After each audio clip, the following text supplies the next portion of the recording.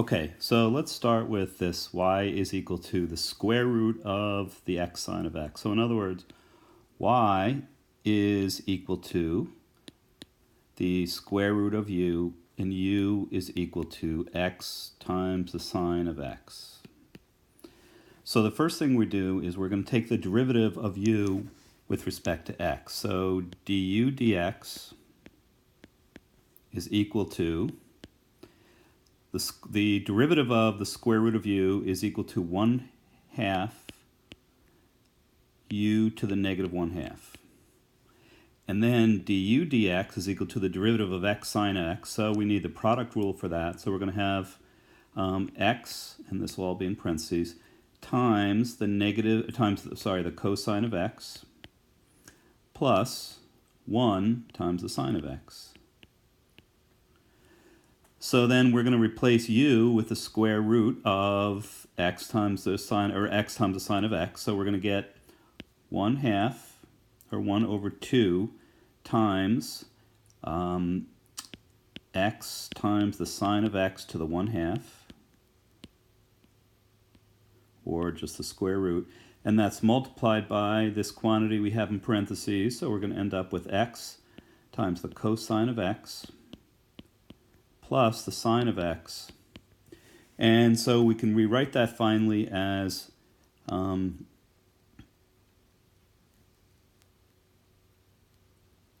x cosine of x plus the sine of x over 2 times the square root of x times the sine of x. And that is our derivative. Okay, so going on to this next problem here, we have y equals sine squared of 3x minus 2. Another way of thinking of this is we have y is equal to the sine of 3x minus 2, this whole quantity squared. So our outermost function is y is equal to u squared. U is equal to the sine of v, and v is equal to 3x minus 2. So we're going to move down this chain, taking the derivative of each one in succession. So the derivative of u squared is 2 times u times du dx. And u in this case is equal to this whole quantity that we've squared. So that is the sine of 3x minus 2. Then we take the derivative of u with respect to x. So we have the sine of v, and in this case, v is equal to 3x minus 2.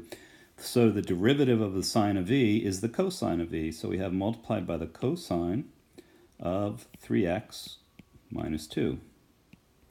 Finally, we need to take the derivative of v with respect to x, which is just going to be 3x. And so, in the end, what we end up with is 6x times the sine of 3x minus 2 times the cosine of 3x minus 2. So you notice when we took the derivative of u, or of u squared, we kept the input the same. So when we were squaring u, we were squaring this whole quantity, the sine of 3x minus 2. So when we took the derivative of u, which again was equal to 2u du dx, the u then just was this whole sine of 3x minus 2 unchanged. So we ended up with 2 times the sine of 3x minus 2. Then the derivative of our sine function, which was the second innermost function, so we have cosine of 3x minus 2, and then we take the derivative of the innermost function, which is 3x.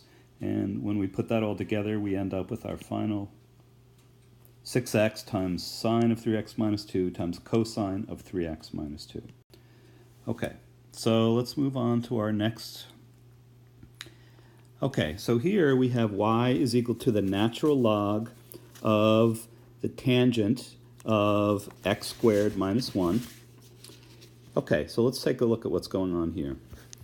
Okay, our outermost function is the y is equal to the natural log of u.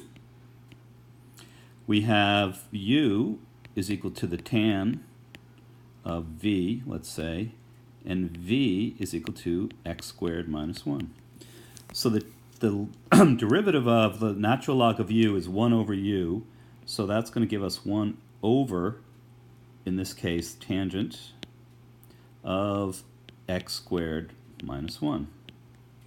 That's going to be multiplied by the derivative of u, and the u we said is tangent of v, or tangent of x squared minus 1. And so the derivative of the tangent is the secant squared. So we end up with secant squared of x squared minus 1. Finally, we have the derivative of x squared, or 2x. Okay, so this ends up giving us the secant squared of x squared minus 1 over the tangent of x squared minus 1. You know we're going to be able to do some simplifying there. Multiplied by 2x. Okay, so secant squared gives us, we have 1, let's rewrite this as 1 over the cosine squared of x squared minus 1, that's times 2x, over the sine of x squared minus 1 over the cosine of x squared minus 1. Okay, so when we're dividing by this fraction on the bottom, it's the same as multiplying by its reciprocal, and so we end up with a cosine of x squared minus 1 over sine of x squared minus 1 times 1 over cosine squared of x squared minus 1. So we have some canceling out, and we end up finally with, well, let's write it all out. We get cosine of x squared minus 1 times 2x over the sine of x squared minus 1 times the cosine squared of x minus 1, or of x squared minus 1. And that finally is going to lead to the simplification as the 2x over sine of x squared minus 1 times the cosine of x squared minus 1. And we'll just leave it at that for as our final form. Okay, let's take a look at the next one. Cosine squared of x cubed plus x squared. So again, this can be tricky. When we see this out here, it can be hard to remember that this is also can be written as the cosine of x cubed plus x squared, that entire quantity squared. And again, if you start thinking about, okay, we started with x. First we cubed x and we added that quantity to x squared. What we did then was we took the cosine of that quantity, and as our last step, we squared that. So the outermost function is the squaring function. So basically what we have here is we have, say, y is equal to u squared. U is equal to the cosine of v, and v is equal to x cubed plus x squared. Okay, so working down the chain, we're going to get the derivative of u squared, so we get 2u, which in this case is 2 times the cosine of x cubed plus x squared, times the derivative of u with respect to v, so we have cosine of v, so this is going to give us times negative sine, and our input for that function is x cubed plus x squared. And then that's multiplied by dv dx, which is just 3x squared plus 2x, which is just the derivative of x cubed plus x squared. So there's really not a whole lot we can do to simplify this. We could say, I suppose, negative 2 times the cosine of x cubed plus x squared times the sine of x cubed plus x squared times 3x squared plus 2x. Okay. Okay, so now we're working with specific numerical values, and we're first given f of x over g of x. We'll use the quotient rule. That means that the derivative is going to be our denominator function, g of x, times the derivative of our numerator function, minus our numerator function times the derivative of our denominator function. And that's all over the square of our numerator function. So we have g squared of x. Okay, now let's plug in at x is equal to 2. G of x at 2 is equal to 2 times f prime of x is 1/3. Then we subtract f of x at 2, which is 8, times g prime of x, which is -3. This is all over g of x squared, or 2 squared, or 4. That's going to give us 2 times 1/3 is 2/3 minus, or actually plus now because it's negative of negative, 24 over 4.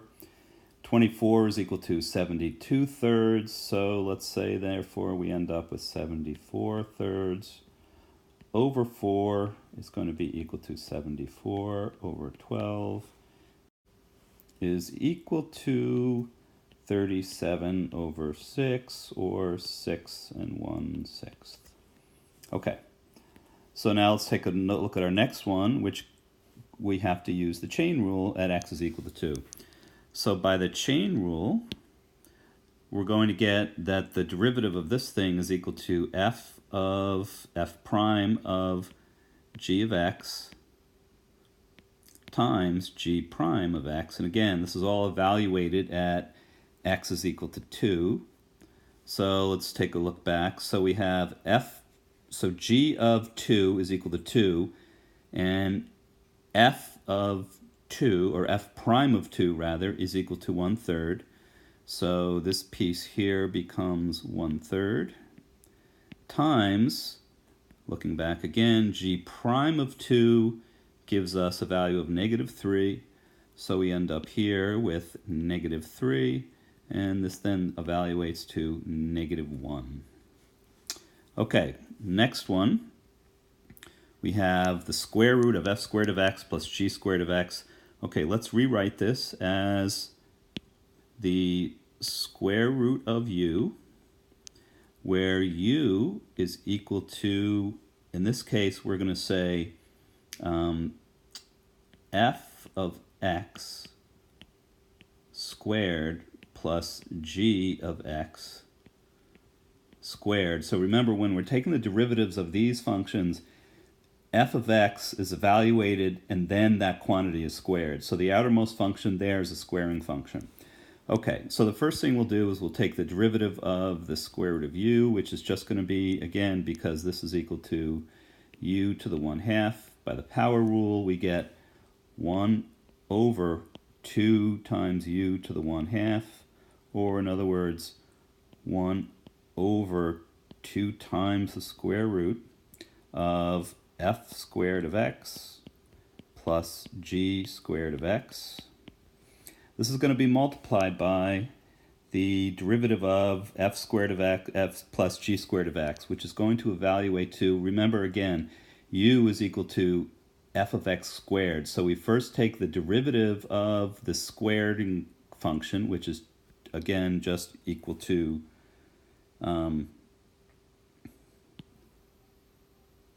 which is again just equal to 2 times f of x times f prime of x plus 2 times g of x times g prime of x.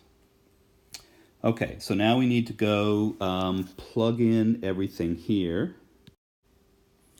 And when we plug in, we're going to end up with 2 times 8 times 1/3. That's 2 times f of 2 times f prime of 2, plus 2 times g of 2, which is 2, times g prime of 2, which is -3, all over the square root, or 2 times the square root, of f squared of x, which is 64. Again, x is 2, plus g squared of x, or g squared of 2, is 4. We end up with -20 over 3. over the square, or 2 times the square root of 68. And that can be simplified to negative 20 over 3 over 2 times the square root of 17. And what it all boils down to in the end is we'll divide top and bottom by 4 to get negative 5 over 3 over the square root of 17 is equal to our final simplification, negative 5 over 3 times the square root of 17. Okay, that's our final for that. Okay, going on to the next slide, the parametrically defined functions, where when we're looking for dy dx, if dy dx in general is just going to be equal to dy dt over dx dt, or in this case, t is replaced by u. So we end up with the derivative of the cosine of u over the derivative of 6u plus 2, and that's going to give us a negative sine of u over 6. And that's actually one of the simpler problems on this sheet. Okay, so now we have x is equal to the secant of t, y is equal to the tan t, so we get the derivative of tan of t over secant of t, which ends up giving us the secant squared of t over the secant of t times the tangent of t, which ends up just giving us the secant of t over the tan of t, which expressed in terms of sine and cosine is going to give us 1 over the cosine of t over sine of t over cosine t, and that ends up giving us just 1 over the sine of t, and we evaluate that at t is equal to pi over 6. We end up with 1 over the sine of pi over 6, which is 1/2. So we end up in the final analysis with just the quantity of 2. Oh yes, we forgot one. Okay,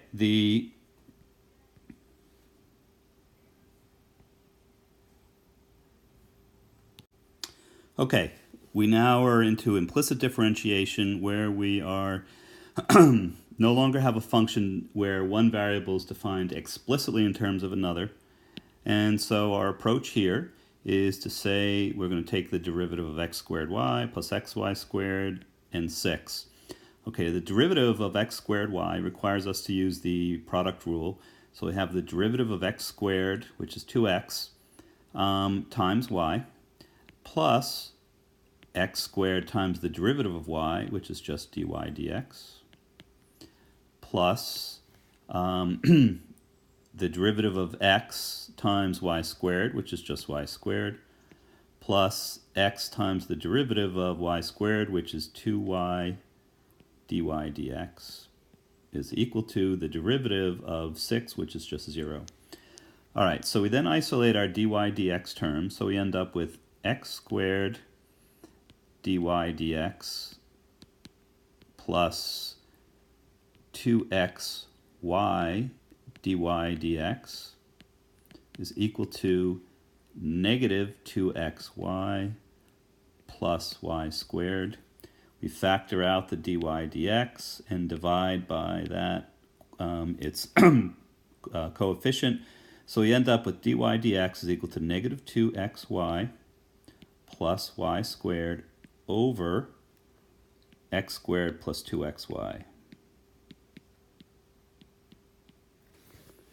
Okay, and so that is our derivative for x squared y plus xy squared, that dy dx, in other words, the change in y with respect to the change in x at any given point, is given by this quantity, So if I wanted to figure out the slope of the curve at a given point, I would just find the x and y values of that point.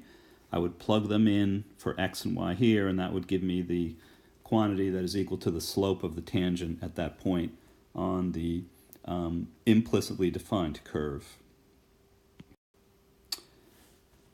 Okay. We now are at, oops, did we forget one? Okay, here we have another implicitly defined function. And so here we're going to start by saying we have the derivative of y squared, which is 2y dy dx, is equal to, and now we're going to need to use the quotient rule. So we have our denominator function, x plus 1, times the derivative of our numerator function, which is just going to be 1, minus our numerator function times the derivative of our denominator function, which, since it's x, is just going to be 1. All of that is over x plus 1 squared.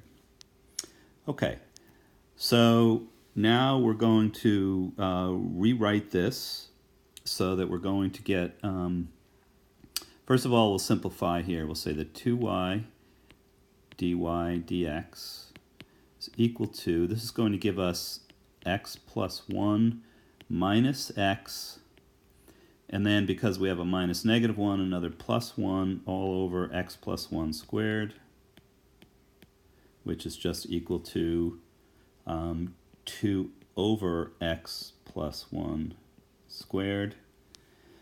And then we can divide both sides by 2y, and we end up with dy dx is equal to 2 over 2y times x plus 1 squared. So, and then we can divide through by 2 to get 1 over y times x plus 1 squared. Okay, moving on. We now are looking for lines that are tangent and normal to the curve at the given point, and we have a function that is defined implicitly. So when we take the derivative of this, we end up with 12x plus, for 3xy, we need the product rule, so we're going to get 3 times the derivative of x, which is 1 times y, plus 3x times the derivative of y, which is dy dx, plus 4y dy dx, plus 17 dy dx, minus 0 equals 0. Okay. We're going to isolate our dy dx terms, of which there are 3, so we're going to end up with dy dx times 3x plus 4y plus 17 is equal to negative 12x minus 3y. And then we'll divide both sides by this quantity right here, and we end up with negative 12x minus 3y over 3x plus 4y plus 17.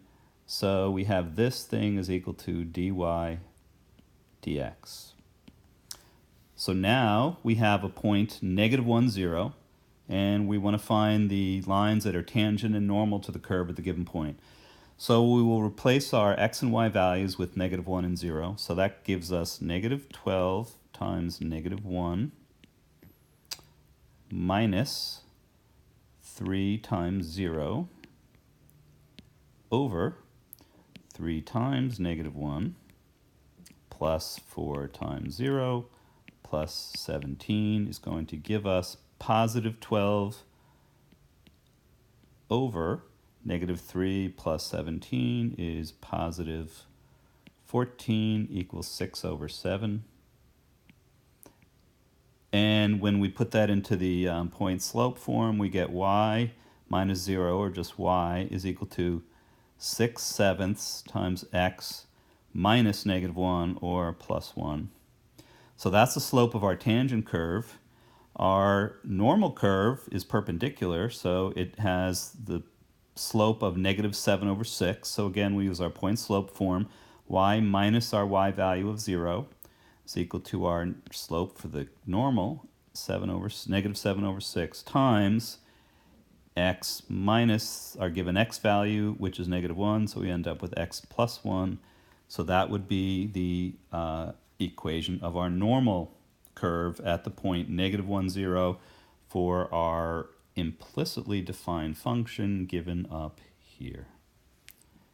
Okay, so moving right along to our next page, we have to find now some second derivatives, and what that's going to mean for our implicitly defined functions is finding a value for dy dx and then plugging that value back in after we have found the first derivative. Okay, so for our first function here, let's find the derivative symbolically, and we will get 2y dy dx plus 2 dy dx is equal to the derivative here of 2x plus 1, which is just going to be 2. So again, isolating our dy dx term, we get dy dx times 2y plus 2 is equal to 2, which means that dy dx is equal to 2 over 2y plus 2, or in other words, 1 over y plus 1. Now we want to take the derivative of 1 over y plus 1 with respect to x. And so that's going to give us, so we have 1 over y plus 1.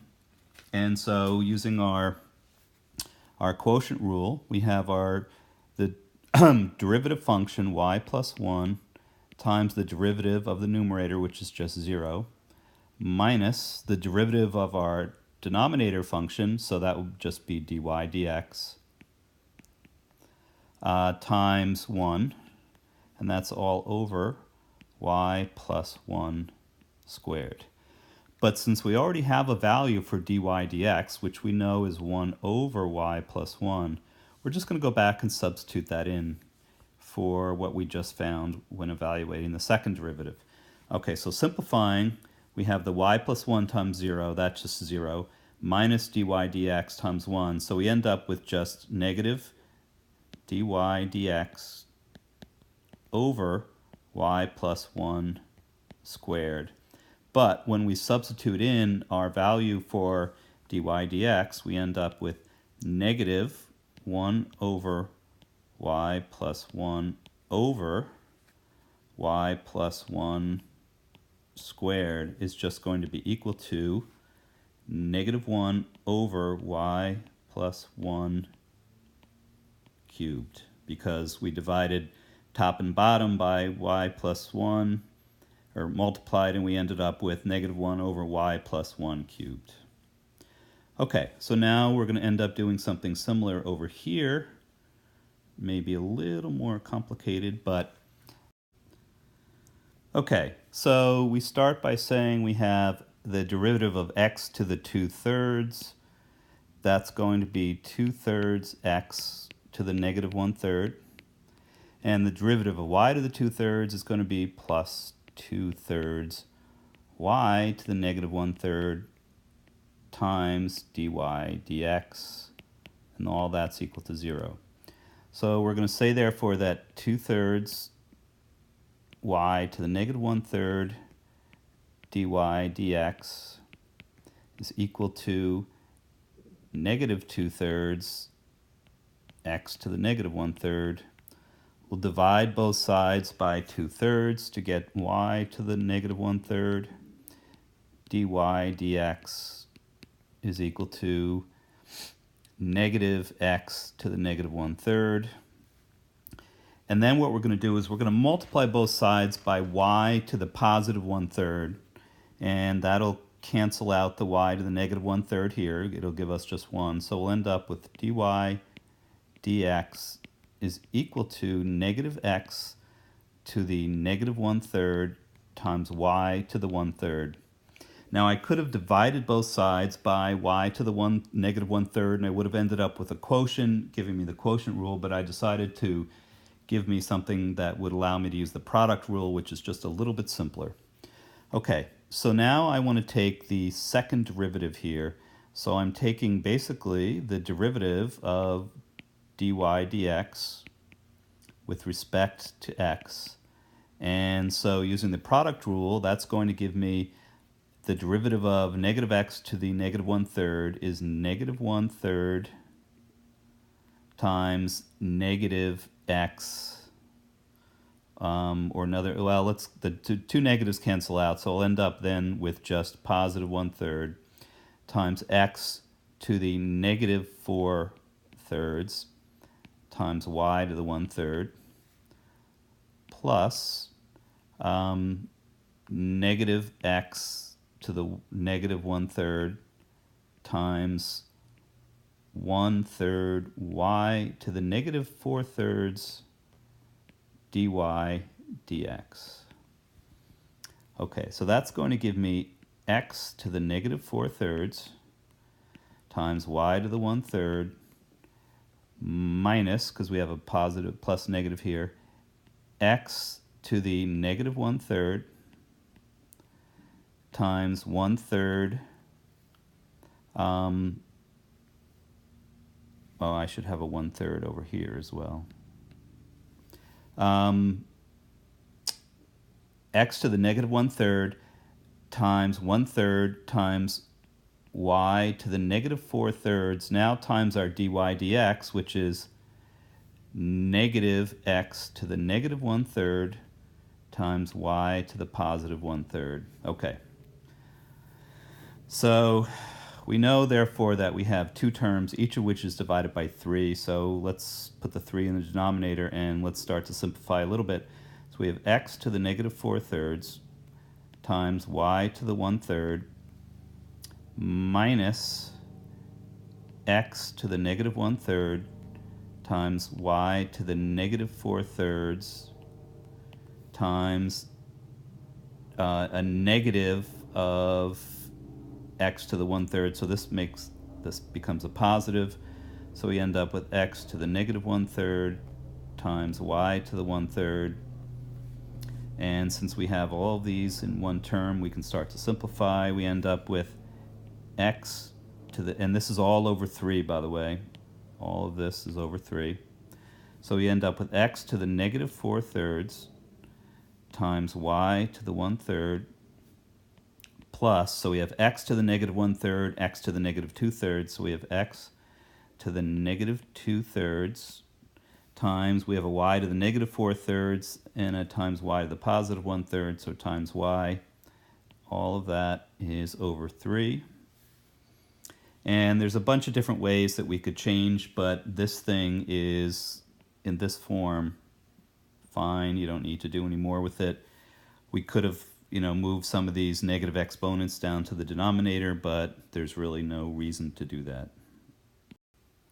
Actually, as I look back over it, I see that this y should have an exponent of negative 1 because we had a y to the positive 1/3 multiplied by a y to the negative 4/3, which gave us y to the negative 3/3. So the only change here is that this should